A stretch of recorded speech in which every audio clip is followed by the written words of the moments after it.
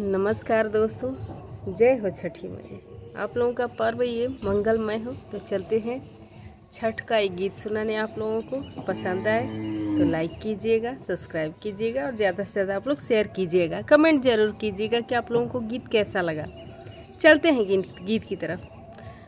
ससुरे से आ गईली दीदी,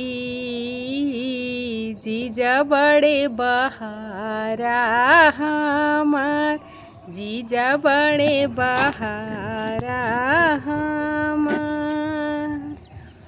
पहिले पहिले छठ कईनी, लिहनी नैहर से उठाय, लिहनी नैहर से उठाय।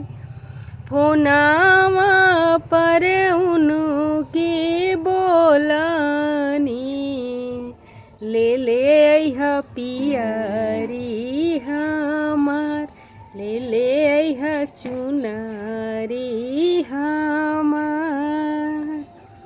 छठी मैया के कठिन बारतिया, भूखली पत्नी तोहार, भूखली पत्नी तोहार।